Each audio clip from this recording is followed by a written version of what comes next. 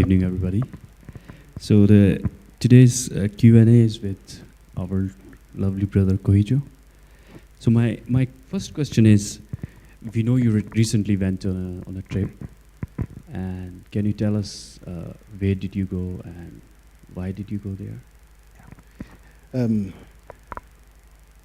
I recently went to Ukraine, to Kyiv city in Ukraine.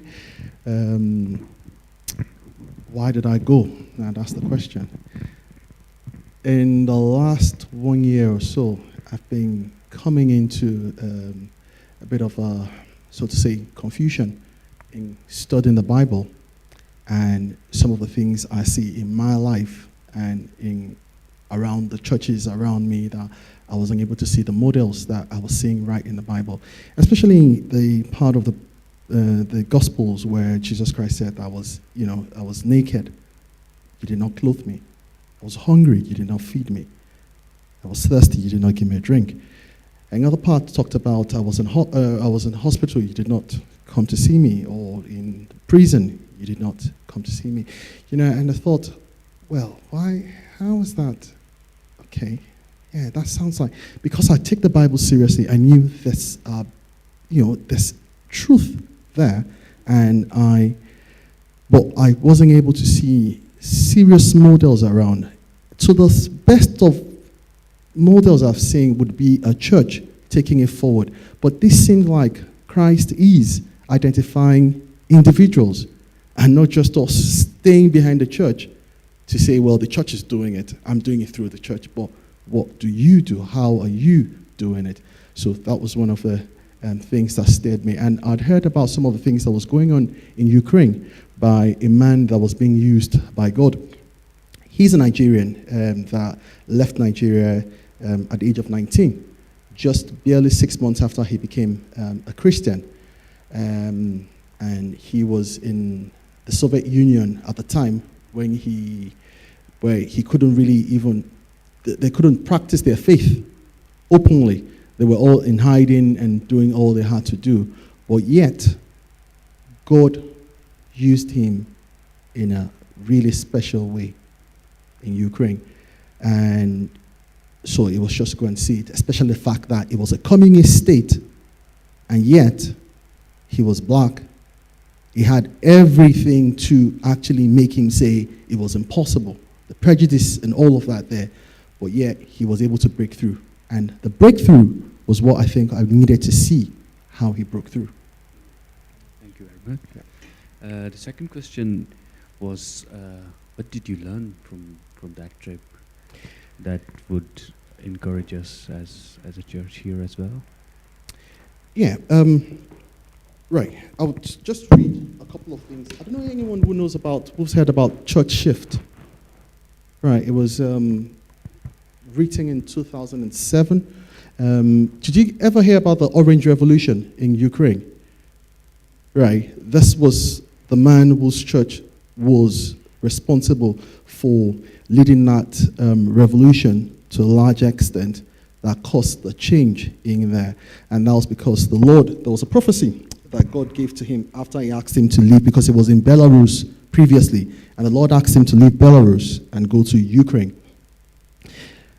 And while he was challenging God why he should start a church, the Lord said to him, here in Ukraine, I want to raise up strong, large churches with many thousands of members for the purpose of spreading the gospel throughout the whole world.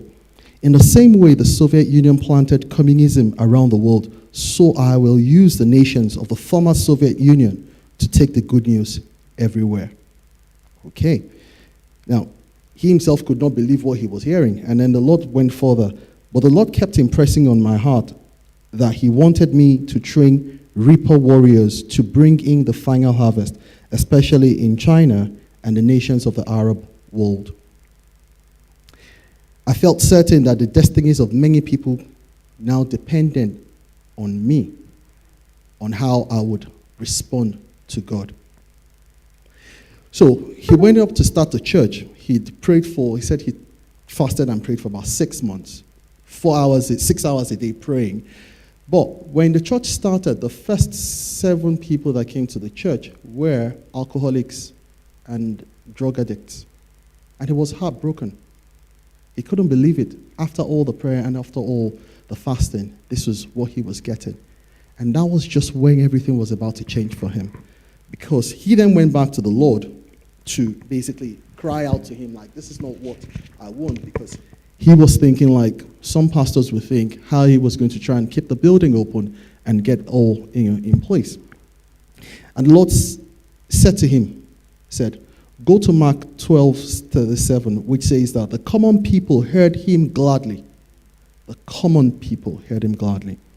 That sentence pierced my heart like a burning shaft. I realized that God had sent his friends to me, and I was turning up my nose on them. And then the Lord started teaching him what real ministry is. And the Lord said to him, take those ideas of ministry out of your mind. If you want to serve me, be like me, the ordinary people, the outcast, the poor, the down and out, the drunkards all felt welcomed by me. That's why I said I was naked and nobody clothed me. That is ministry to me. If you take care of them, you will take care of me. If you love them like I love them, you will love me. If I can trust you with them, then in the years to come, I would also be able to trust you with ordinary people and the elite, powerful, strong, and wealthy. But if I can't trust you with the naked and hungry, I won't be able to trust you with anybody. So, by the time I have been there, I saw some of the work. I went to a rehabilitation center in there. The rehabilitation center, one of the first alcoholic that he met, Natalia Patapaiva, who introduced herself as Natasha Alcoholic, that he was really upset about, ended up becoming the person who started a rehabilitation center that has saved over 10,000 people directly from drug addiction and alcoholic substance abuse and all of that. And then she's went ahead from just Ukraine and gone to other places in Europe. She's currently in Germany right now. She's got a program called The Way to Freedom for Your Family. This book was written for the families of addicts and how to care for them. But what was shocking for me when I went to visit the rehabilitation center was how much I actually needed rehabilitation myself. Now, those who are addicted to drugs and things, the problem really isn't the drugs or the alcohol, or it isn't. It's a lack of identity of who they are, what their purpose is in life. Now, once they discovered their purpose, they never ended up in that cycle again. But if they only stopped drinking or using drugs for a couple of periods, when they went back out again, there was nothing really to show them what life is. And they went back into that cycle. But the ones that succeeded in staying out were those who actually discovered purpose. And I started to ask myself, what have I discovered? Because I'm not under the influence of alcohol or drugs right now, am I going to say I myself have discovered purpose in life? Do I really understand what my goal is? Do I really understand what he's called me for? Yes, I understand the general call, but do I really understand the specific call of God on my life as well? And it was a shift for me to try and start to focus on that and see what his plan for my life really is. That's very, very powerful. Right. Just one more question just came into my mind. Like, as you know, God is the Alpha and Omega. Yeah. So he's the start and he's the beginning and the finish. So what do you think that he has started in your life through this trip? Can you share a little story about that? I think from what I can gather, when I've sat back and looked at the whole thing, the Lord has basically just shattered what I thought was impossible.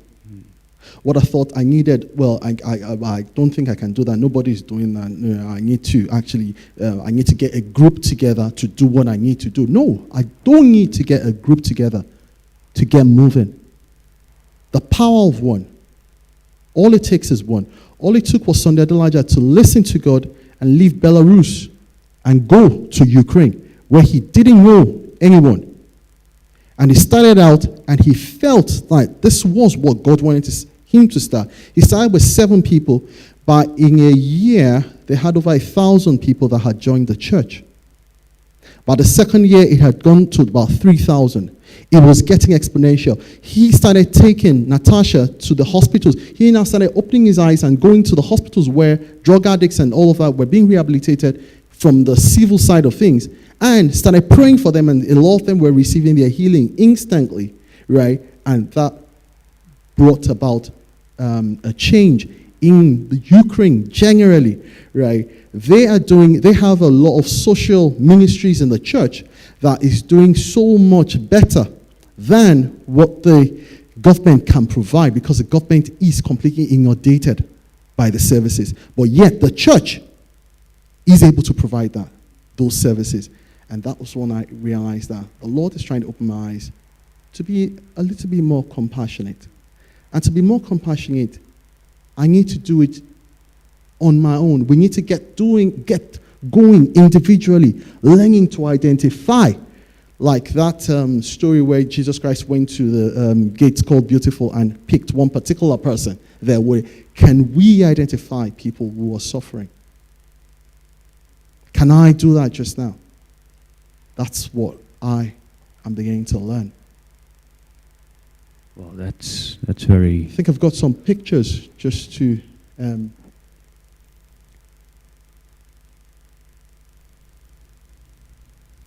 So that's the man, Sunday Adelaja, in the...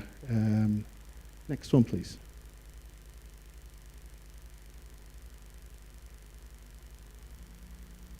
So that was the training group that attended this time around, because a lot of Africans were in... it's a big shift for a lot of Africans. In the West, a lot of people understand love better than Africans do understand love, right? We've not really grasped the concept of love like the West has got it, right? So this is one of the reasons why you see a lot of Africans here now trying to understand. It might sound really weird, but seriously, it's something I've started to understand myself. Next one, please. That's Natasha, alcoholic, Patapaiva. She's about 70 years old now. She was addicted for over 30 years herself. All right, next one, please. The lady in the middle, Pastor Christina, she was addicted for 7 years. She started addiction at age 13, thereabout, right? And when she became delivered, because she's like the 7th generation from Natasha alcoholic, right? She then started her own rehabilitation center. Just what she had, she just started off with it. This boy, he's 16, he's been addicted for a year. His father was addicted to alcohol, and his father died this year in August because of alcoholic addiction as well. His mom, I think, is also on the cusp somehow as well. But he was about to leave the day we arrived there, went to rehabilitation center. He'd made up his mind that he was leaving, he wanted to go back. But for some reason, while we were there was just so much love in the air as well, you know, and he felt God speak to him, and he stayed back. He also had been going. The greatest thing they said that helps them in the rehabilitation center is when in the evenings, they usually come together and they share their burdens with one another. And I remember the verse that says, confess your sins one to another, for in it you become healed. That's an expression of what these people were doing, and they were getting a lot of their being built up and being healed as well. And they did a lot of self-development. Just Russia. That is the rehabilitation center. Nothing fancy. Nothing fancy. But basically, it was just the heart to love, to take an action. I have been brought out to go back and deliver others. And she just used our grandmother's building that was there. You can call it a derelict building. They tried to put it together, and they've just started using it. The important thing is the love and the compassion to want to help people. Yeah, and this is some of the other people who are undergoing rehabilitation, and they were happy to share their stories as well with complete strangers. So I'll just stop there.